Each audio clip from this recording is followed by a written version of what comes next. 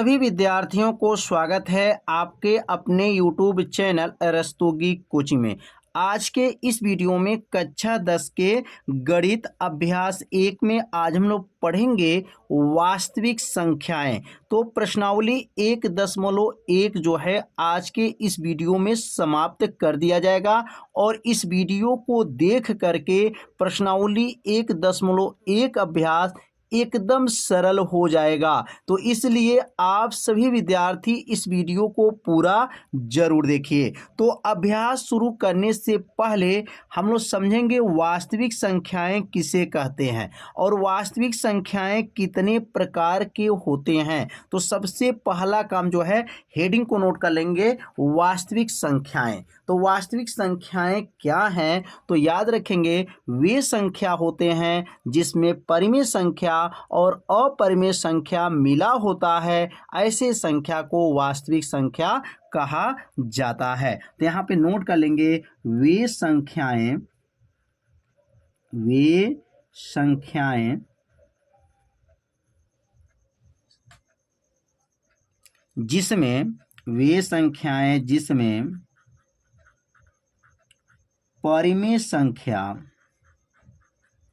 जिसमें परिमेय संख्या तथा अपरिमेय संख्या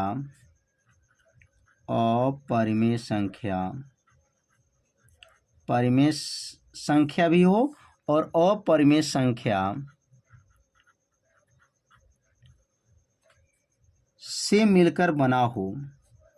से मिलकर बना हो ऐसे संख्या को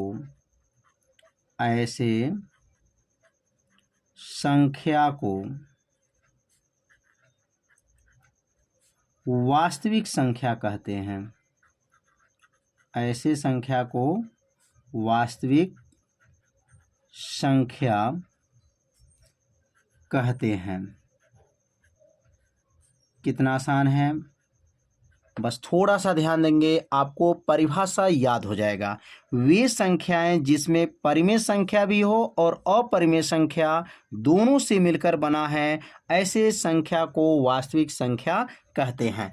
अब यहाँ पर एग्जाम्पल समझ लेंगे कि एग्जाम्पल इसमें कौन कौन से हो जाएंगे। तो यहाँ पर लिख लेंगे जैसे, अब इसमें परिमेय संख्या को भी लिख देंगे और अपरिमेय संख्या को भी लिख देंगे। अब देखिए यहाँ जैसे 5 है, परिमेय हो गया, 3 है, 5/3, ये सब कौन संख्या है? परिमेय संख्या है। 8/3, कुछ भी आप परिमेय संख्या मतलब यह है कि बटा में कोई भी संख्या लिखेंगे लेकिन अंडर रूट नहीं होनी चाहिए, मतलब करनी नहीं होनी चाहिए, तो इसको परिमेय संख्या कहा जाता है। अब यहाँ पर ये सब परिमेय संख्या है। अब इसमें अपरिमेय लिख सकते हैं, करनी में यहाँ पर 3, करनी में 5, करनी में 7 और करनी में क्या है यहाँ पर 11। ये सब कौन संख्या है? अपरिमेय है। इसका मतलब इसके अंदर परिमेय भी है और अपरिमेय है। अब ये दोनों संख्या को क्या कहा जाएगा? वास्तविक संख्या कहा जाएगा। जिसके अंदर परिमेय भी हो और अपरिमेय भी हो, ऐसे संख्या वास्तविक संख्या कहलाती हैं। अब यहाँ पे नोट कर लेंगे वास्तविक संख्या के प्रकार। वास्तविक संख्या कितने प्रकार के होते हैं? तो यहाँ नोट कर लेंगे वास्तविक संख्या के प्रकार। तो वास्तविक संख्या कितने प्रकार हैं? तो याद रखेंगे वास्तविक संख्या जो होते हैं वह 2 प्रकार के होते हैं। तो यहाँ लिखेंगे वास्तविक संख्या के प्रकार। अपने कॉपी में इसे नोट भी करते चलिए जिससे आपका एक नोट्स भी बनता रहेगा। तो वास्तविक संख्या के यहाँ पे लिख देंगे प्रकार और नीचे लिखेंगे वास्तविक संख्या जो होते हैं वह 2 प्रकार के होते हैं। तो नीचे लिखा गया यहाँ पर वास्तविक संख्या 2 प्रकार के होते हैं। वास्तविक संख्या कितने प्रकार के होते हैं? वास्तविक संख्या 2 प्रकार के होते हैं। अब पहला प्रकार कौन है? 2 प्रकार के होते हैं। अब इसमें से पहला नोट कर लेंगे, पहला संख्या क्या कहलाएगा और दूसरा संख्या क्या कहलाएगा। तो वास्तविक संख्या 2 प्रकार में पहला जो संख्या होता है वह होता है परिमेय संख्या होता है। कौन संख्या होता है? परिमेय संख्या होता है। तो यहाँ लिख लेंगे परिमेय संख्या। और दूसरा संख्या का नाम हो जाएगा अपरिमेय संख्या। तो मतलब वास्तविक संख्या दो प्रकार के होते हैं, पहला परिमेय संख्या और दूसरा अपरिमेय संख्या। अब हम लोग पढ़ेंगे परिमेय संख्या क्या कहलाते हैं, मतलब परिमेय संख्या किसे कहते हैं। तो यहाँ नोट कर लेंगे अब हेडिंग परिमेय संख्या के प्रकार। तो परिमेय संख्या की परिभाषा रह गया। अब परिमेय संख्या किसे कहते हैं, तो इसकी परिभाषा बहुत ही सरल है। बस थोड़ा सा आप सभी विद्यार्थी ध्यान देंगे, परिभाषा आपको क्या होगा, याद हो जाएगा। तो इसका परिभाषा लिख सकते हैं, वे संख्या जो p बटा q के रूप में होता है, ऐसे संख्या को परिमेय संख्या कहते हैं। लिखेंगे यहाँ पर वे संख्या जो p बटा q के रूप में हो, जो किसके रूप में हो, p बटा q के रूप में हो, ऐसे संख्या को क्या कहते हैं, ऐसे संख्या को परिमेय संख्या कहते हैं। अब देखिए कितना आसान है, वे संख्या जो किसके रूप में हो, p बटा q के रूप में हो, ऐसे संख्या को परिमेय संख्या कहते हैं, परिमेय संख्या कहते हैं। कितना आसान परिभाषा को आप सभी विद्यार्थी अपने कॉपी में क्या कर सकते हैं, नोट कर सकते हैं। अब यहाँ पर जैसे क्या है, अब यहाँ लिखा गया p बटा q का मतलब 2/3 आ जाए, यहाँ 8 यहाँ पर 9 आ जाए, 7/3 आ जाए, और या करनी में जो है यहाँ पर 4 आ जाए, करनी में 9 आ जाए, करनी में 16 आ जाए, जिसका वर्गमूल बाहर निकलता है। याद रखिएगा, जिसका वर्गमूल निकल जाए, मतलब करनी 4 का मान 2 होता है, करनी 9 का मान 3 होता है, तो जिसका वर्गमूल बनता है, यह सब संख्या परिमेय संख्या कहलाता है। तो ये सब परिमेय संख्या हो गया, और बटा वाला संख्या भी परिमेय संख्या हो गया। और बिना बटा का मतलब केवल 5 है, तो 5 के नीचे एक नीचे क्या है, छिपा है, 5 है, 6 है, 9 है, ये सब कौन संख्या माना जाएगा, परिमेय संख्या माना जाता है। अब यहाँ पे नोट कर लेंगे दूसरा हेडिंग अपरिमेय संख्या। तो यहाँ पर हेडिंग रहेगा अपरिमेय संख्या। तो अपरिमेय संख्या की परिभाषा कितना आसान है, जो ऊपर परिभाषा लिखा गया है वही परिभाषा आपको बनाना है, बस थोड़ा सा एक शब्द केवल बदलना है। देखिए लिखे हैं, वे संख्या जो p बटा q के रूप में हो, तो यहाँ पे अब क्या लिखेंगे, वे संख्या जो p बटा q के रूप में न हो, ऐसे संख्या को अपरिमेय संख्या कहा जाता है। तो यहाँ लिखेंगे यहाँ पर वे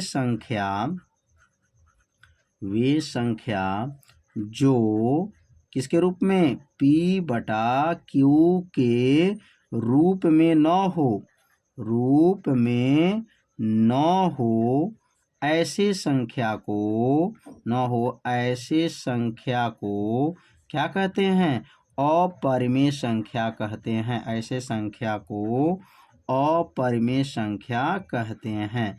कितना आसान है, जो p बटा q के रूप में नहीं होगा, ऐसे संख्या अपरिमेय संख्या कहा जाता है। अब यहाँ लिखेंगे अपरिमेय संख्या कहते हैं। अगर इसका एग्जाम्पल लिखना चाह रहे हैं, तो जैसे यहाँ लिख सकते हैं एग्जाम्पल यहाँ पर, तो आप लिख सकते हैं, करनी में जो है 2 अपरिमेय है, करनी में 3 अपरिमेय है, करनी में 5 अपरिमेय है, करनी में 7 अपरिमेय है, 2 करनी में 2 भी है, अपरिमेय संख्या है। पाई याद रखेंगे, पाई बहुत बार पूछा गया है, पाई कौन सी संख्या है, तो याद रखेंगे पाई जो होता है अपरिमेय संख्या होता है। तो अपरिमेय संख्या का मतलब इसमें का जो है वर्गमूल बाहर नहीं आ पाएगा, इसलिए इसे क्या कहते हैं, अपरिमेय संख्या कहा जाता है। तो इसे अपने कॉपी में क्या कीजिए, नोट कर लीजिए। अब हम लोग सीखेंगे प्रश्नावली 1.1 अभ्यास। तो 1.1 अभ्यास को जो है एक एक प्रश्न को जो है आपसे विद्यार्थी अच्छे से नोट करते चलेंगे। अब यहाँ पर देख सकते हैं प्रश्नावली 1.1 में क्या क्या प्रश्न दिया गया है। पहला जो प्रश्न दिया गया है, निम्नलिखित संख्याओं का अभाज्य गुणनखंडों के गुणनफल के रूप में व्यक्त कीजिए। तो यहाँ पर जो है 5 प्रश्न दिया गया है और 5 प्रश्न को जो है क्या करना है, अभाज्य जो है गुणनखंडों के गुणनफल के रूप में इसको व्यक्त करना है। तो पहला प्रश्न जो दिया गया है 140 दिया गया है और 140 का जो है अभाज्य गुणनखंड कैसे किया जाता है। तो यहाँ पर जो है 140 का सबसे पहला काम करेंगे, यहाँ पर अभाज्य गुणनखंड यहाँ निकालेंगे तो 140 का जो है फैक्टर करेंगे। फैक्टर मतलब गुणनखंड। अब यहाँ 2 से इसको जब भाग करेंगे तो 140 को जब 2 से भाग करेंगे तो ये कितना हो जाएगा, 70 हो जाएगा। 2 से भाग करेंगे तो यह हो जाएगा 70 का आधा कर दीजिए 35 हो जाएगा। अब यहाँ 3 से काट देंगे तो 3 से जब कटेगा तो 3 सत्ते क्या हो जाएगा, 35। 3 सत्ते 35, 7 हो जाएगा और 7 से इसको काट देंगे तो यहाँ पर क्या बनेगा, 1 हो जाएगा। मतलब ये जो 2 से पहले काटेंगे उसके बाद से 3 से, उसके बाद से 7 से, मतलब यहाँ से 3 से कटने के बाद से यहाँ 7 आ गया तो 7 से कटेगा। कटने के बाद से इसको नीचे क्या लिखेंगे, अब यहाँ लिख देंगे 140 का, कितने का, 140 का जो है अभाज्य गुणनखंड, अभाज्य गुणनखंड। अब 140 का अभाज्य जो है गुणनखंड जो है क्या बनेगा, तो अभाज्य गुणनखंड 140 का क्या बनेगा, बराबर कर लेंगे। अब यहाँ पे देखेंगे क्या है, 2 है, 2 2 3 7, यहाँ लिखेंगे 2 गुणे 2 गुणे 3 गुणे 7। अब इसको लिख सकते हैं, 2 यहाँ कितना है तो देख सकते हैं 2 2 बार है। जब 2 बार है तो 2 के ऊपर का घात हो गया, 2 घात हो जाएगा, गुणे हो जाएगा, 3 गुणे 7 हो जाएगा। यह क्या हो गया, इसका आंसर हो गया किसका, 140 का जो है अभाज्य गुणनखंड कितना आया, 2 का वर्ग गुणे 3 गुणे क्या है, 7 आ गया। तो पहला प्रश्न जो है आप सभी विद्यार्थी अच्छे से समझ गए होंगे। अब यहाँ पे दूसरा जो प्रश्न दिया गया है, दूसरा प्रश्न है 156 है, क्या है, 156 है। तो यहाँ पर सबसे पहला काम करेंगे 156 का जो है यहाँ पर फैक्टर करेंगे। अब 156 को 2 से काटेंगे तो 2 से काटेगा, 2 सत्ते 14 हो गया और 2 अठे 16 हो गया। 2 से काट दीजिए, 2 तिहाई 6 हो गया, 2 नवा 18। अब यहाँ 3 से काटेंगे तो 3 से काटेंगे तो 3 एक नम 3, 3 तिरिकी 9, 13 हो गया। अब 13 से काट देंगे तो 13 एक नम 13 हो गया। तो यह काटना जो है आप सभी विद्यार्थी सीख लीजिए। पहले 2 से 156 को भाग करेंगे तो 78 भाग जाए, 78 बार में जाएगा। और 2 से 78 को काटेंगे तो 39 होगा। अब 3 से 39 में भाग करेंगे तो 13 और 13 एक नम 13 हो जाएगा। तो यहाँ क्या लिखेंगे, 156 का अभाज्य गुणनखंड, अभाज्य गुणनखंड। अब अभाज्य गुणनखंड क्या बनेगा 156 का, कितना आसान सवाल है। अब यहाँ लिखेंगे 2 गुणे 2 गुणे 3 गुणे 13, 2 गुणे 2 गुणे 3 गुणे 13। इसका मतलब अब इसका आंसर क्या आएगा, 2 का वर्ग हो जाएगा, गुणे होगा और यहाँ लिख सकते हैं 3 गुणे 13। ये 3 यहाँ से नोट कर लेंगे, 13 नीचे नोट कर लेंगे। तो समझ में आ गया होगा 156 का जो है अभाज्य गुणनखंड कितना होता है। अब यहाँ तीसरा जो प्रश्न बोर्ड में आया था, तीसरा प्रश्न देख सकते हैं इसमें क्या है। तो तीसरा क्वेश्चन है 3825। अब 3825 का फैक्टर करना है। तो यहाँ सबसे पहले लिखेंगे 3825। अब 3825 को जो है यहाँ पर काटा जाएगा। तो यहाँ पर सबसे पहले 3 से भाग करेंगे तो 3 एक का नम 3 हो गया, 3 दूना 6 हो गया और 3 दूना 6 के बाद से यहाँ देखें 2 इसके दे देगा तो यह हो गया 21। 3 सत्ते 21 हो जाएगा, 1 इसको दे देगा, 3 पचे 15, मतलब 1275 आ गया। 3 से भाग किए, अब 3 से पुनः भाग कर दीजिए, 3 चौको क्या हो जाएगा, यहाँ पर 12 हो जाएगा, 3 चौको 12, 3 दूना 6 हो गया, 1 इसको दे देगा, 3 पचे 15 हो जाएगा। अब 5 से भाग करेंगे, 5 से भाग करेंगे तो 5 बट्ठे 40 हो जाएगा, 5 पचे 25 हो गया, यह हो गया 85। अब 5 से पुनः भाग कर देंगे तो यह जाएगा 17 बार में और 17 से जब काट देंगे तो कितना आ जाएगा, 1 आ जाएगा। तो 3 गुणे 3 गुणे कितना आया है, 3 गुणे 3, 5 गुणे 5 गुणे 17। तो यहाँ लिखेंगे 3825 का जो है अभाज्य गुणनखंड कितना होगा। तो अभाज्य गुणनखंड,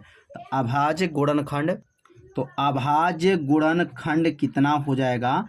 तो अब अभाज्य गुणनखंड जब इसका निकालेंगे 3825 का, तो क्या लिखेंगे 3 गुणे 3 गुणे 5 गुणे 5 गुणे 17।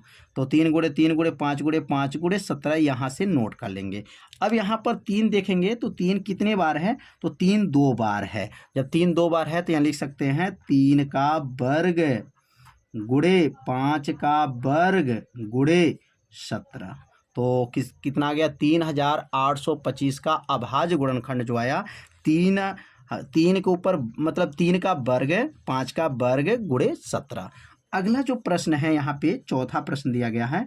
तो चौथा प्रश्न क्या है, तो चौथा प्रश्न दिया गया है 5005 का जो है गुणनखंड करना है। तो सबसे पहले 5005 का जो है गुणनखंड करेंगे तो यहाँ पर लिखेंगे 5005 का गुणनखंड करेंगे। तो अब इसको काटेंगे जब, तो ये 5 से भाग जाएगा, 5 का नाम 5, डबल जीरो उतर गया, 5 का नाम 5।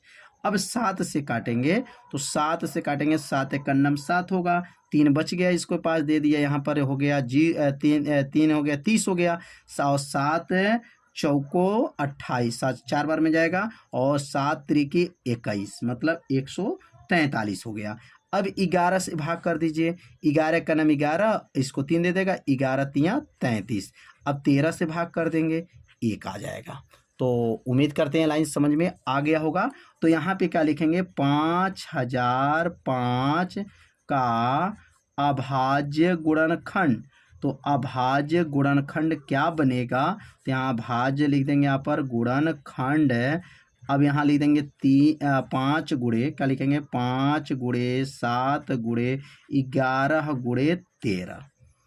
अब यहाँ पर जो है डबल संख्या कोई नहीं है, तो यही क्या बन जाएगा, इसका उत्तर हो जाएगा 5 गुणे 7 गुणे 11 गुणे 13। तो प्रश्न नंबर जो है यहाँ 4 समझ में आ गया होगा। अब लास्ट प्रश्न जो इसमें दिया है, 5वां प्रश्न क्या है, तो यहाँ 5वां जो प्रश्न दिया गया है, अब 7429 का यहाँ पर क्या करेंगे, फैक्टर करेंगे 7429।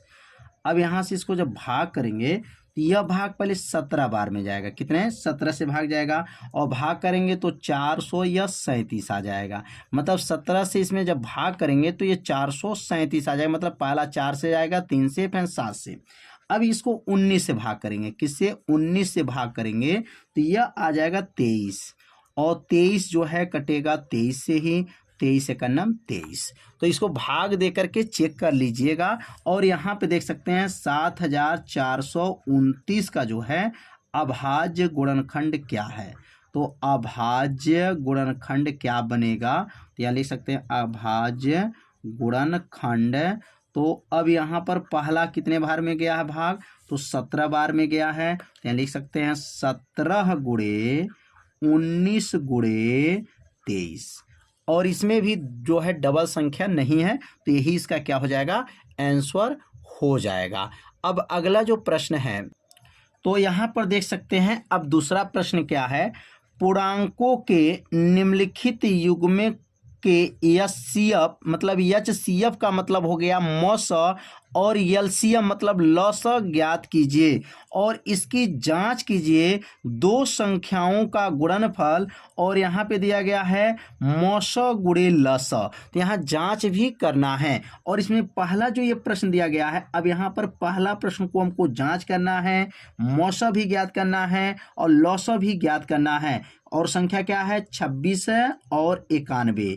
26 और 91 के जो है मौसो कितना है, लौसो कितना 91। ध्यान दीजिए यहाँ पर 91। तो सबसे पहले जो है यहाँ 26 का जो है फैक्टर कर लीजिए। 26 का फैक्टर कैसे होगा, तो 26 का यहाँ फैक्टर करेंगे तो पहले 2 से काटेंगे तो कितने बार में जाएगा 13, और 13 से काट देंगे तो कितना आएगा 1 आ जाएगा।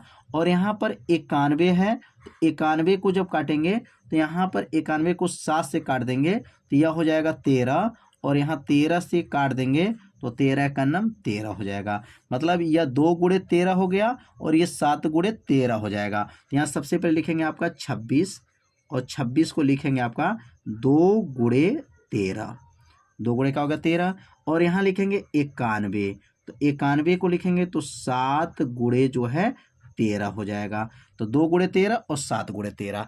अब इसमें से देखेंगे दोनों में जो है मौसा कैसे ज्ञात करते हैं। तो यहाँ पे लिखेंगे सबसे पहले यहाँ पर HCF इसको कहा जाएगा मौसा। और मौसा कैसे ज्ञात करेंगे, मौसा का मतलब होता है मिलाइए और मिलाने पर जो संख्या मिल गया वही मौसा है। यहाँ देखिए 2 है और ये 7 है। अब 2 7 है, इसमें 2 7 नहीं मिला। यह 13 और 13 देखिए मिल गया, तो 13 13 मिल गया, तो मौसा कितना आ गया 13। कितना आसान है, आंसर हो गया, मौसा आ गया। अगर लसा निकालते हैं मतलब एलसीएम निकालते हैं और एलसीएम को कहते हैं लसा कहा जाएगा। और लौसा कैसे निकाला जाता है, तो सबसे पहले जो मिला है उसको लिख दीजिए।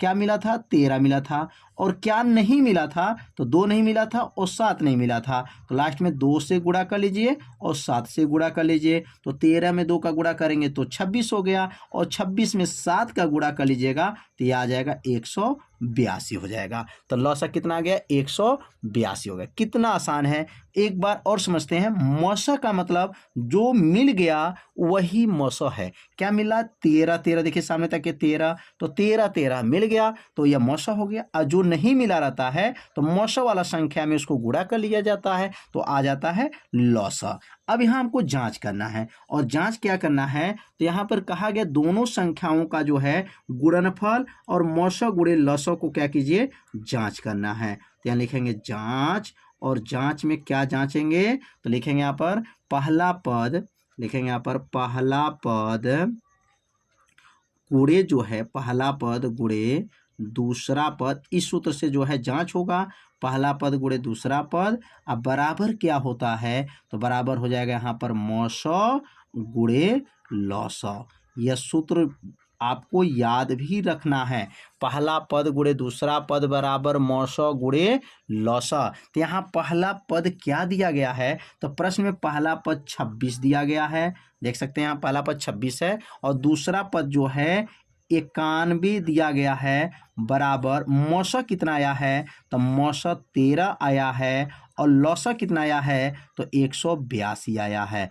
अब यहाँ पर 26 में 91 का जब गुणा करेंगे तो गुणा करने पाएगा 2300, यहाँ पर आ जाएगा 66, कहना आएगा 2366 आएगा। और 13 में 182 का गुणा करेंगे तो वही उत्तर आ जाएगा 2366 आ गया। देखिए कितना आसान है। और ये जांच हो गया, दोनों पक्ष आपस में क्या आ गया, बराबर आ गया। जब आपस में समझिए बराबर है तो हमारा सत्यता की क्या हो गया, जांच हो गया। मतलब पहले यहाँ पहला पद 26 है और दूसरा पद 91 है। मौसा यहाँ देखिए 13 आया है और लौसा 182 है।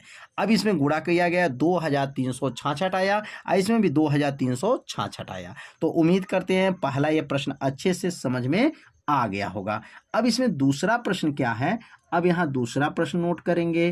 तो अब यहाँ दूसरा प्रश्न दिया गया है 510 है और क्या है 92 है। 510 और 92 को जांच करना है। तो जैसे हल किए हैं वैसे ही जो है इसको भी हल करना पड़ेगा। तो यहाँ सबसे पहले क्या करेंगे, 510 का क्या करेंगे, फैक्टर कर लेते हैं। 510 का जब फैक्टर करेंगे तो 2 से काटेंगे तो 2 दूना 4 होगा, 2 पचे 10, 2 पचे 10 हो जाएगा। अब यहाँ 3 से जब काट देंगे तो 3 से काटेंगे तो 3 वट्ठे 24 हो जाएगा। और इसको काट देंगे तो यहाँ से हो जाएगा, यहाँ पर जो है 3 पचे 15 हो जाएगा। अब यहाँ 5 से जब इसको काटेंगे तो यह बन जाएगा 17 और 17 से काट देंगे तो बनेगा यहाँ पर 1 हो जाएगा। मतलब 510 का यहाँ पर क्या हो गया, फैक्टर हो गया। अब यहाँ पर 92 का फैक्टर कर लेते हैं। तो 92 को 2 से काटेंगे तो 2 से 92 काटेंगे तो यह हो जाएगा 46, 2 से काट देंगे तो यह हो जाएगा 23 और यहाँ 23 से काट देंगे तो यह हो जाएगा 1। तो अब यहाँ 510 को क्या लिखेंगे, 510 बराबर हो जाएगा। तो 510 किसके बराबर होगा, तो यहाँ लिख लेंगे 2 गुणे 3 गुणे 5 गुणे 17, 2 गुणे 3 गुणे 5 गुणे 17। और यहाँ लिखेंगे 92 और 92 को लिख सकते हैं 2 गुणे और यहाँ लिखेंगे 23।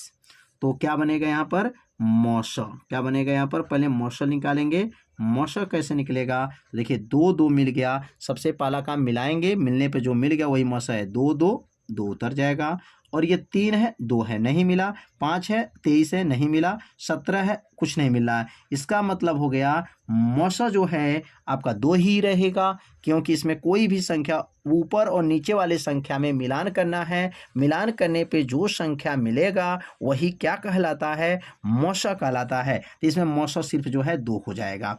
अब यहाँ पे लिखेंगे लौसा। अब लौसा क्या है?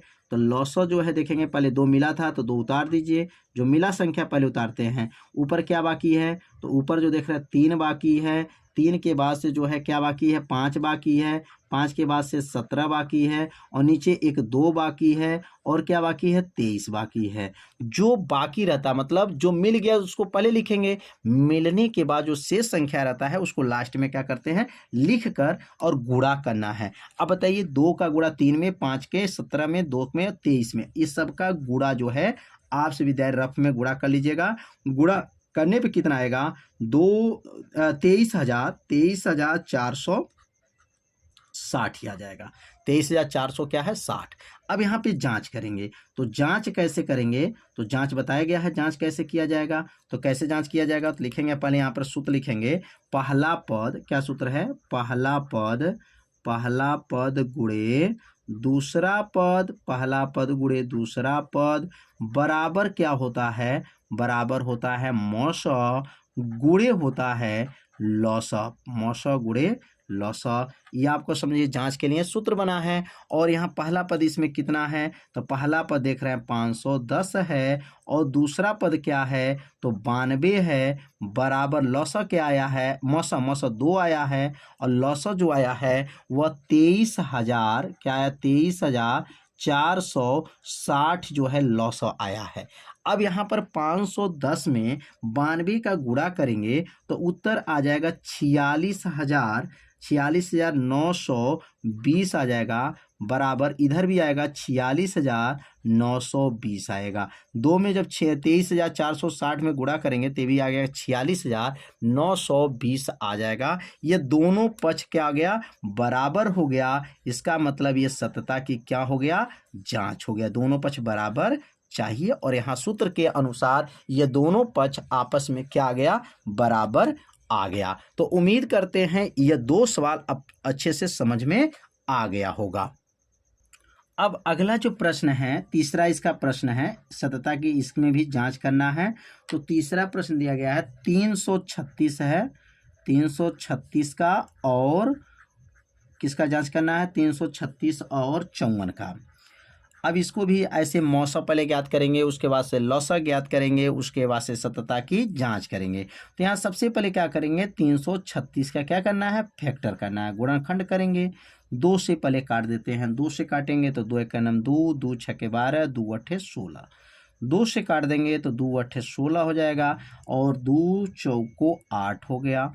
2 से काट देंगे तो 2 से काटेंगे तो 2 चौको 8 होगा, 2 दूना 4 हो गया। 2 से काट देंगे तो 2 दूना 4, 2 एक नम 2 होगा। अब यहाँ 3 से काट देंगे तो 3 सते 21, और 7 एक नम 7 हो जाएगा। तो ये तो कट गया। 336 को जो है हम लोग क्या किया है? गुणनखंड कर दिया है। अब यहाँ 54 का गुणनखंड करेंगे, तो 54 का गुणनखंड करेंगे तो 2 से काट देंगे तो यह हो जाएगा 27। अब 3 से काटेंगे तो यह हो जाएगा 9, और 3 से काटेंगे तो यह हो जाएगा 3, और 3 से काट देंगे तो 1। कितना आसान है। अब यहाँ पर लिखेंगे 336 का क्या आया है? तो पहले लिखेंगे 336 बराबर क्या आया है? 2 गुणे 2 गुणे 2 गुणे 2, 1 2 3 4, 4 बार हो गया। अब 3 गुणे 7। अब यहाँ से लिखेंगे यहाँ पर 54 का क्या होगा? तो 54 का लिखेंगे 2 गुणे 3 गुणे 3 गुणे 3, ठीक, 2 गुणे 3 गुणे 3 गुणे 3 हो गया। ठीक, समझ में आ रहा होगा। अब यहाँ पे लिखेंगे जो है मौसा। मौसा का मतलब मिलाइए, और जो मिल गया वही मौसा। देखिए ऊपर 2 नीचे 2 मिल गया, उतार दीजिए 2।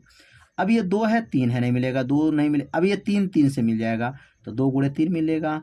अब तो लग रहा है इसमें कोई संख्या ऊपर नीचे नहीं मिल रहा है, मतलब 2 मिला है और यहाँ एक 3 मिला है, एक ही 3 मिला है, तो 2 3 क्या बनेगा? 6। मौसा जो है इसमें कितना आ गया? 6 आ गया। अब लॉसा कैसे निकालेंगे तो बताए हैं, लॉसा निकालने का नियम क्या है, जो पहले मिला इसको नोट कर लीजिए। क्या क्या मिला था, 2 मिला था और 3 मिला था। तो ये 2 मिल गया है और ये 3 मिल गया। क्या क्या बचा है, यहाँ 2 गुणे 2 गुणे 2 बच गया है, तो 2 गुणे 2 गुणे 2 बच गया, और उसके बाद 3 मिल गया था, लास्ट में क्या बचा है, 7 बचा है। और यहाँ 2 जो है मिल ही गया था, एक 3 मिल गया था, और 2 3 जो है 3 गुणे 3 बाकी है, तो 3 गुणे 3 लास्ट में लिख देंगे। कितना आसान है, गुणा कर लीजिए इसका। तो सबका जब गुणा करेंगे तो गुणा करने पाएगा 3024 आ जाएगा। तो यहाँ 3024, 2 का गुणा 3 में 6, 6 दूनी 12, 12 दूनी 24, ऐसे गुणा करेंगे तो 3024 आ गया। अब यहाँ लिखेंगे जाँच। अब जाँच कैसे होता है, तो जाँच जो है बताए हैं कैसे किया जाता है। तो जाँच करने के लिए सबसे पहले लिखेंगे पहला पद गुणे क्या होता है, पहला पद गुणे दूसरा पद बराबर होता है, बराबर मौसा गुणे लौसा होता है। मौसा गुणे क्या होता है, लौसा होता है। तो यहाँ पर सूत्र हो जाएगा। अब पहला पद इसमें कितना है, तो पहला पद जो है 336 है, और दूसरा पद क्या है, 54 है। मौसा क्या है, मौसा 6 है, लौसा क्या है, 3024 है। अब इसका गुणा करेंगे तो ये आ जाएगा गुणा 18,144 आ जाएगा। 18,144 बराबर 18,144 आ जाएगा। इधर भी दोनों पक्ष आपस में क्या आ गए, बराबर आ गए। तो 18,144 और 18,144 दोनों पक्ष आपस में क्या है, बराबर हो गया। यह क्या हो गया, इसका जांच कर दिए। तो उम्मीद करते हैं ये तीनों प्रश्न जो है आप लोगों को अच्छे से समझ में आ गया होगा। इसे अपने कॉपी में नोट भी करते चलिए, जिससे आपका एक नोट्स भी बनता रहेगा। तो अब सीखेंगे तीसरा प्रश्न। तीसरा प्रश्न है, अभाज्य गुणनखंड विधि द्वारा निम्नलिखित पूर्णांकों के एचसीएफ और एलसीएम ज्ञात कीजिए। तो यहाँ पर मौसा और लौसा की जो है गणना करना है। तो कैसे मौसा और लौसा की गणना किया जाएगा, तो सबसे पहले पहला जो प्रश्न दिया गया है 12, 15, 21। तो 12, 15, 21 का जो है मौसा क्या है और लौसा क्या है। तो यहाँ पर सबसे पहले लिखेंगे 12 को नोट कर लेंगे, और 12 का अगर फैक्टर किया जाए तो 2 दूना 4 और 4 तिहाई 12 हो जाएगा। 15 का जब फैक्टर किया जाएगा तो क्या बनेगा, 3 गुणे 5 हो जाएगा। और 21 का जो फैक्टर किया जाएगा मतलब गुणनखंड किया जाएगा तो 3 गुणे 7 हो जाएगा। अब इसमें देखेंगे कि मौसा क्या है, मौसा एचसीएफ क्या है। तो मौसा किसे कहते हैं, जो संख्या मिल गया वही मौसा कहलाता है। तो इसमें देखेंगे 3 है, इसमें भी 3 है और इसमें भी 3 है, अन्य संख्या कोई नहीं मिला, मतलब 3 के अलावा और कोई संख्या जो है नहीं मिल रहा है, इसलिए मौसा क्या हो जाएगा, 3 हो जाएगा। अब यहाँ लिखेंगे लौसा। तो लौसा कैसे निकालेंगे, अब देखिए जो मिल रहा था, जैसे 3 3 3 मिल रहा था, तो पहले इसको नोट कर दीजिए, 3 उतर जाएगा। अब शेष संख्या क्या बचा है, तो 2 गुणे 2 बच गया, तो 2 गुणे 2 लिख देंगे लास्ट में। और क्या बच गया, 3 तो मिल ही गया था, 5 बच गया, तो यहाँ 5 लिख देंगे। और क्या बच गया, 7, तो यहाँ पर 7 लिख देंगे। मतलब पहली बार जो है मिला हुआ संख्या लिखेंगे, शेष जो नहीं मिला है उसको लास्ट में लिख करके गुणा कर दिया जाता है। तो यहाँ पर जो है ये 5 है, ध्यान देंगे। अब सबका जो गुणा करेंगे तो गुणा करेंगे तो यहाँ पर आ जाएगा 420 आ जाएगा। क्या आ जाएगा, 420। यही इसका क्या हो जाएगा, आंसर हो जाएगा। तो समझ में आ गया होगा कि मौसा कैसे ज्ञात किया गया है और लौसा कैसे ज्ञात किया गया है। तो मौसा निकालने के लिए सबसे पहले जो है संख्या को मिलान कीजिए, जो संख्या मिल गया वह मौसा है, जो शेष संख्या बचा उसको गुणा करेंगे तो वह क्या बनेगा, लौसा बन जाएगा। अब यहाँ पर दूसरा प्रश्न को समझेंगे। तो दूसरा प्रश्न यहाँ पे दिया गया है, दूसरा प्रश्न यहाँ नोट कर लेंगे। 17 का और क्या है, 17 के बाद से 23 है और 23 के बाद से क्या दिया है, 29 है। अब यहाँ पर अगर 17 लिखेंगे तो 17 का गुणनखंड क्या होगा, 1 गुणे 17 हो जाएगा। 23 का गुणनखंड क्या होगा, 1 गुणे 23 हो जाएगा। और 29 का गुणनखंड क्या होगा, 1 गुणे 29 हो जाएगा। अब इसमें बताना है मौसा, तो यहाँ लिखेंगे मौसा और मौसा इसमें क्या है, तो देख रहे इसमें क्या, तीनों में जो है 1 1, यहाँ भी 1 है, यहाँ पर भी 1 है और यहाँ पर भी 1 है, तो तीनों में क्या मिला, 1 मिल गया। और लौसा क्या हो रहा है, तो लौसा किसे कहते हैं, जो नहीं मिलता है उसको गुणा कर लेते हैं, मतलब 1 का गुणा 17 में, और 17 के बाद से क्या है 23 है, और 23 के बाद क्या है 29 है। अब इन तीनों का जो गुणा कर लें, मतलब एक 1 ये कहाँ से आ गया, क्योंकि जो सबसे पहला काम क्या है, जो मिलता है पहले लिख देंगे, से संख्या को गुणा कर लेंगे। तो अब यहाँ पर जब इसको गुणा करेंगे तो इसका गुणा आएगा 11,339, इसका जो है गुणा आ जाएगा। तो ये इसका क्या हो जाएगा, आंसर हो जाएगा। बहुत आसान है मौसा और लौसा निकालना, तो इसे अपने कॉपी में क्या कीजिए, नोट भी करते चलिए। अब इसका तीसरा प्रश्न क्या है, तो अब यहाँ पर तीसरा क्वेश्चन नोट कर लेंगे। तीसरा प्रश्न क्या दिया गया है, तो तीसरा प्रश्न है 8 है, 9 है और 25 है। 8 9 25 का जो है मौसा और लौसा निकालना है। तो सबसे पहले यहाँ पर लिखेंगे 8, और 8 को लिख सकते हैं 2 गुणे 2 गुणे 2, 2 दूना 4 दूना 8 गुणे 1। तो 8 में 1 का गुणा करेंगे तो 8 हो जाएगा। 9 का गुणा कैसे लिखेंगे, तो 3 गुणे 3 गुणे 1। 25 को कैसे लिख सकते हैं, 25 को लिख सकते हैं 5 गुणे 5 गुणे 1। तो 5 बजे 25, 25 से करना 25 हो जाएगा। अब यहाँ पर जो है अगर मौसा की बात करते हैं तो मौसा इसमें कितना हो जाएगा, तो मौसा बराबर, अब इसमें देखेंगे 1 1 1, ये तीनों में जो है 1 मिल गया। अगर इसमें कोई भी संख्या नहीं मिल रहा है तो समझ जाइए उसमें एक 1 जो संख्या छिपा रहता है, तो मौसा जो है 1 हो गया। और लौसा क्या हो जाएगा, तो लौसा मतलब इसमें जो संख्या नहीं मिलता है उस सब का गुणा कर लेंगे, मतलब 2 गुणे 2 गुणे 2 हो जाएगा, 2 गुणे 2 गुणे 2 हो जाएगा, और यहाँ लिखेंगे 3 गुणे 3 हो जाएगा, और यहाँ पर हो जाएगा 5 गुणे 5 हो जाएगा। तो ये सबका अगर गुणा किया जाए तो गुणा करने पर यह आएगा 1800। तो गुणा कर लीजिएगा आप लोग, एक बार चेक कर लीजिएगा। तो इसका गुणा करने पर टोटल संख्या कितना आया, 1800 जो है आ जाएगा। कैसे आएगा, 2 दूना 4 दूना 8, 8 3 24, 24 3 72, 72 में जो है 25 का गुणा कर लेंगे तो आंसर का आ जाएगा 1800 आ जाएगा। तो इसमें 3 प्रश्न दिया हुआ था, तीनों प्रश्न जो है आप लोग अच्छे से समझ गए होंगे। तो अब अगला प्रश्न क्या है इसमें देख सकते हैं। तो अगला प्रश्न दिया गया है, यदि जो है यहाँ पे देख सकते हैं क्या है, HCF दिया गया है। HCF का मतलब होता है मौसा, और मौसा किस संख्या का दिया गया है, तो 306 और 657 का मौसा कितना है, 9 दिया गया है, और इसी संख्या का जो है आपको लौसा ज्ञात कीजिए। अब ऐसे प्रश्न जो है हर साल के पेपर में पूछा जाता है, तो इसको कैसे हल किया जाएगा, तो सबसे पहला काम क्या करते हैं, इसमें पहला संख्या नोट करेंगे कि पहला पद इसमें कितना दिया गया है, तो यहाँ लिख लेंगे पहला पद इसमें कितना है, तो पहला पद देखेंगे तो 306 दिया गया है। पहला पद क्या है, 306 है। और दूसरा पद क्या दिया गया है, तो दूसरा पद इसमें दिया गया है 600 जो है, दूसरा यहाँ पर लिख देंगे पद, दूसरा पद, और दूसरा पद इसमें क्या है, तो दूसरा पद दिया गया 657 दिया गया है।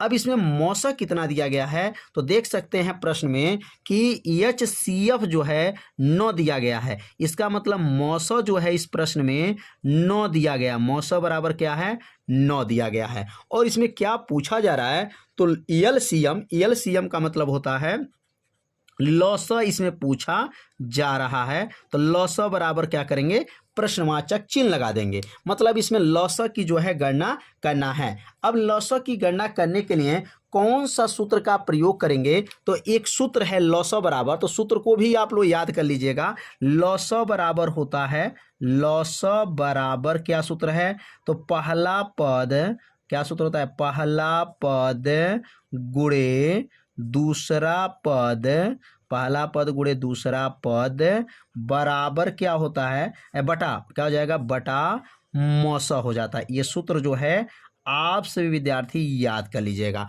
पहला पद गुणे दूसरा पद बटा लॉसा जो है यह इसका फार्मूला है।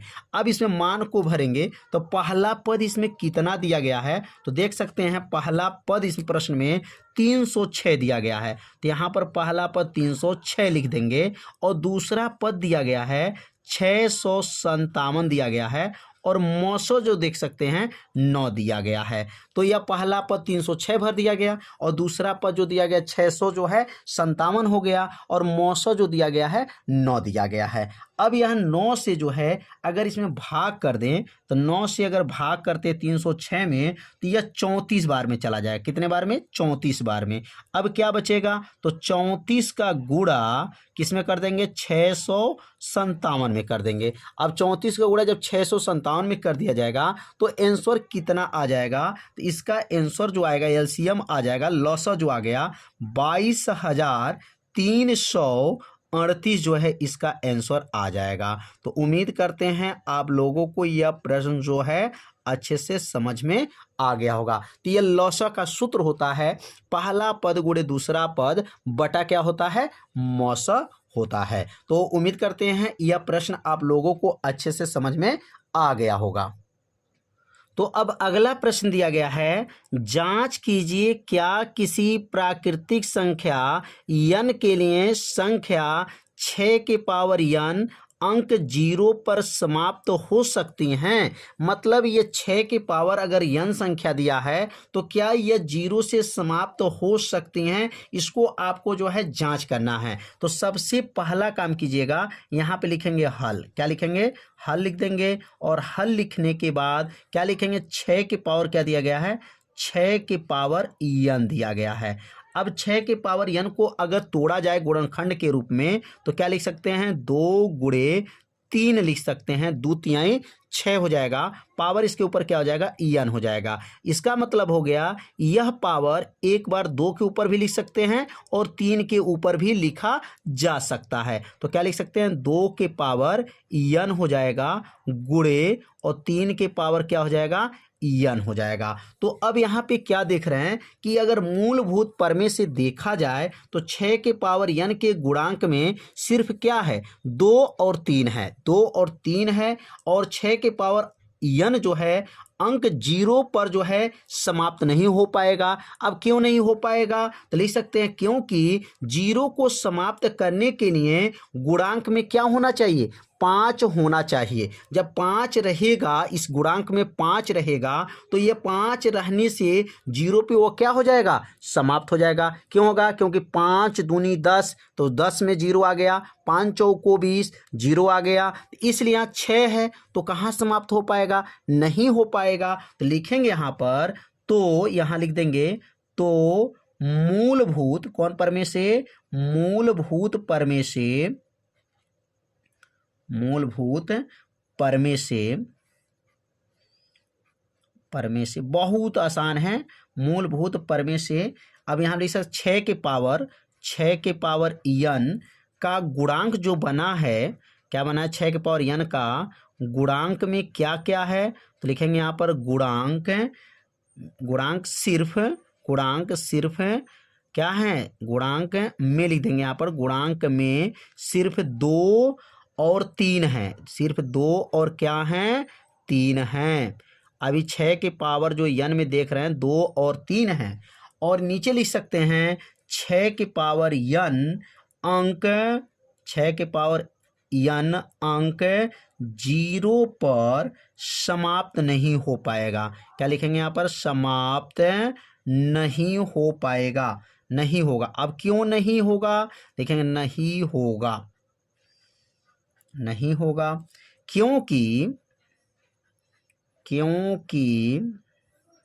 क्योंकि 0 पर समाप्त होने के लिए, 0 पर समाप्त के लिए, 0 पर समाप्त के लिए गुणांक में क्या चाहिए? तो समाप्त होने के लिए गुणांक में 5 होना चाहिए, गुणांक में 5 होना चाहिए, 5 का होना चाहिए। तो इसमें गुणांक देख रहे हैं, गुणांक में क्या है? 2 और 3 हैं और उस गुणांक में 5 होना जरूरी है। तो अब यहाँ जो है 5 है नहीं, जब 5 है नहीं तो वह 0 पे समाप्त नहीं हो पाएगा। कितना आसान प्रश्न है। तो उम्मीद करते हैं यह प्रश्न आप लोगों को अच्छे से समझ में आ गया होगा। तो अब अगला प्रश्न है, तो यहाँ पर अगला प्रश्न क्या दिया गया है, तो अपने किताब से मिलान भी करते चलिएगा। किताब का टोटल प्रश्न बताया जा रहा है, प्रश्नावली 1.1 का पूरी प्रश्न को हल किया जा रहा है। तो अगला क्वेश्चन दिया गया है, व्याख्या कीजिए 7 गुणे 11 गुणे 13 प्लस 13 और 7 गुणे 6 गुणे 5 गुणे 4 गुणे 3 गुणे 2 गुणे 1 प्लस 5 भाज्य संख्या क्यों है। अब इसको बताना है कि भाज्य संख्या यह क्यों है। तो सबसे पहले यहाँ लिखेंगे हल, क्या लिखेंगे यहाँ पर हल लिख देंगे, और हल लिखने के बाद अब इस संख्या को नोट करेंगे, क्या है 7 गुणे 11 गुणे 13 प्लस 13। अब इसमें से कॉमन क्या दिखाई दे रहा है, तो इस प्रश्न में देख रहे हैं कि इसमें 13 कॉमन दिखाई दे रहा है। 13 इसमें भी है और 13 इसमें भी है। इसमें 2 पद है, यहाँ से लेकर के यहाँ तक एक पद है और यहाँ यह एक पद है। तो इसमें टोटल 2 पद हैं और 2 पद में से देख रहे हैं इसमें 13 कॉमन ले लीजिए। अब 13 जब कॉमन हो गया तो 7 गुणे 11 हो जाएगा, अब प्लस 13 कॉमन ले लेंगे तो ये क्या बचेगा 1 हो जाएगा। जब इसमें से 13 बाहर आ गया तो यहाँ पर जो पद बचेगा 1 हो जाएगा, बराबर हो गया। अब अगला लाइन क्या लिखेंगे 13 हो जाएगा, कोष्टक में 11 सते 77 हो गया, प्लस 1 जोड़ लेंगे। अब अगला लाइन क्या बनेगा 13 और 77 एक जोड़ेंगे तो क्या बनेगा 78 हो जाएगा। और 13 में जब 78 का गुणा करेंगे तो 1014 आ जाएगा। 1000 क्या है 14 आ गया। अब इसे बताइए भाज्य संख्या है, तो 1014 भाज्य संख्या है। क्यों है तो लिख सकते हैं, देख सकते हैं कि इसे 13 से भाज्य हो जाएगा, 2 से भी भाज्य हो जाएगा। तो यहाँ पे लिख सकते हैं जो एक भाज्य संख्या है, जो एक भाज्य संख्या है। पहले लिखते हैं जो एक कौन संख्या है भाज्य संख्या है। तो भाज्य संख्या हो गया, समझ में आ गया होगा। अब ये भाज्य क्यों है वो लास्ट में लिख दिया जाएगा कि यह संयुक्त संख्या है। कौन संख्या है संयुक्त, क्योंकि इसमें 2 संख्या मिला है इसलिए संयुक्त संख्या माना जाएगा। तो इसमें एक और प्रश्न है, देख सकते हैं 7 गुणे 6 गुणे 5 गुणे 4 गुणे 3 गुणे 2 गुणे 1 प्लस 5 है। तो यहाँ पे क्या लिखेंगे 7 गुणे 6 गुणे 5 गुणे 4 गुणे 3 गुणे 2 गुणे 1 प्लस 5 दिया गया है। अब इसमें से जो है कॉमन क्या ले सकते हैं, तो इसमें से देख सकते हैं 5 जो है इसमें से कॉमन ले लिया जाएगा। तो जब 5 कॉमन लेंगे तो क्या बचेगा 7 गुणे 6 गुणे 4 गुणे 3 गुणे, अब यहाँ लिखेंगे 3 गुणे हो जाएगा 2 गुणे 1 और प्लस 5 बाहर आ गया है, तो 5 बाहर आ गया तो बचेगा 1।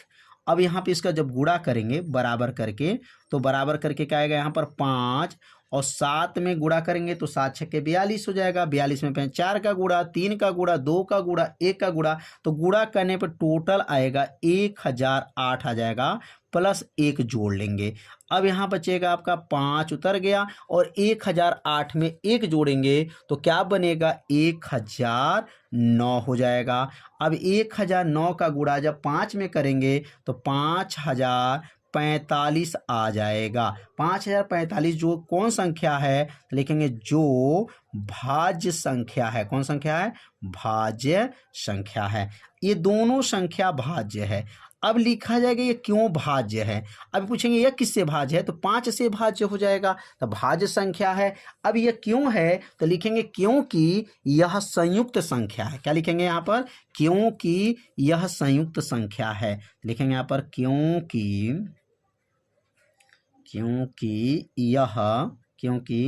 यह कौन संख्या है संयुक्त है। संयुक्त मतलब इसके अंदर मिश्रण है। यहाँ पर देख सकते हैं इसके अंदर देखिए 2 संख्या है, यहाँ से लेकर के संयुक्त है, लिखेंगे क्योंकि यह संयुक्त संख्या है।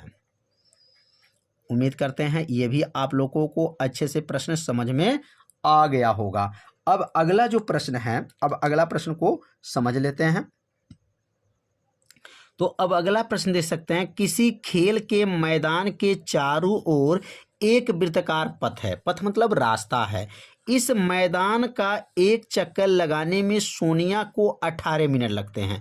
मतलब उस वृत्ताकार पथ को चक्कर लगाने में सोनिया को 18 मिनट लगते हैं, जबकि इसी मैदान का एक चक्कर लगाने में रवि को 12 मिनट लगते हैं। अब देखिए दो लोग हैं, एक सोनिया है एक रवि हैं। तो अगर वो वृत्ताकार पथ है, उसी पथ को सोनिया ने 18 मिनट में चक्कर लगा लिया और रवि ने 12 मिनट जो है समय लगा रहा है एक चक्कर लगाने में।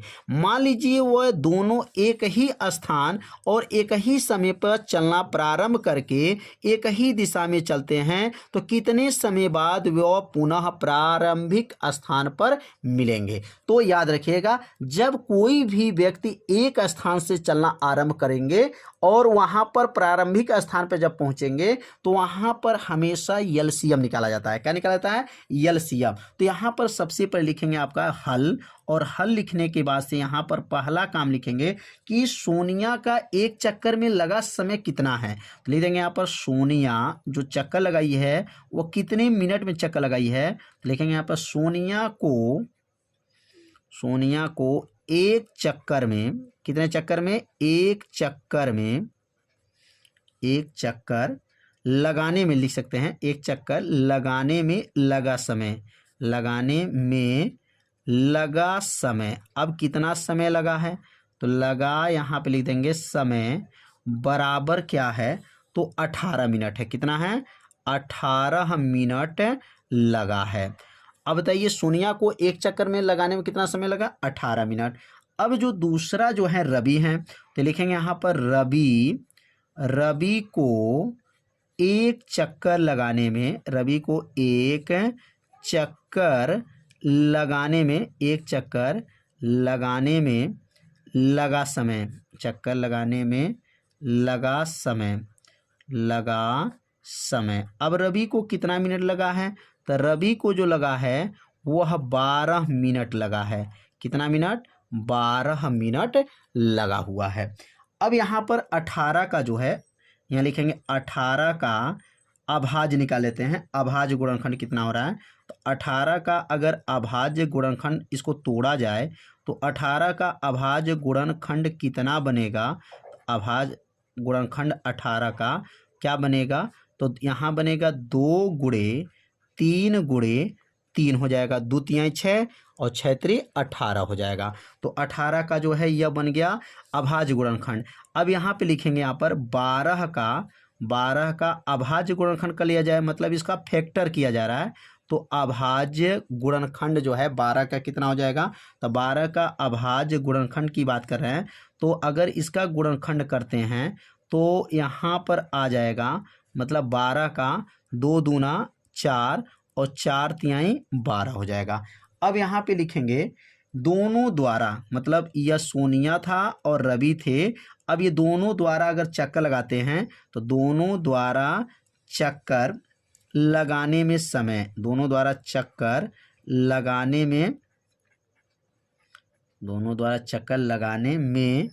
लगा समय। अब समय जब निकालेंगे तो सबसे पहला काम, जब दोनों लोग को लग गया, दोनों द्वारा जब चक्कर लगा रहे हैं, तो इसमें हमेशा याद रखिएगा एलसीएम निकालते हैं। क्या निकालते हैं? एलसीएम। अब एलसीएम कैसे निकलेगा? सबसे पहला काम जो मिल रहा है, क्या मिल रहा है? यहाँ देखिए 3 है और ये 3 मिल रहा है। यहाँ देखिए 2 है और यहाँ 2 मिल रहा है। तो यहाँ 2 मिल गया और एक 3 मिल गया, यहाँ से एक 2 मिला और यहाँ से एक 3 मिल गया, मतलब ऊपर अभी एक 3 बाकी है और नीचे जो है एक 2 बाकी है। तो गुणा करेंगे तो क्या आएगा? 2 तिहाई 6 और 6 त्रि 18 और 18 दूना 36। इसका मतलब हो गया 36 मिनट लगेगा। अगर दोनों एक साथ चल रहे हैं और प्रारंभिक स्थान पर पहुंचते हैं तो टोटल जो है आपको 36 मिनट लगेंगे।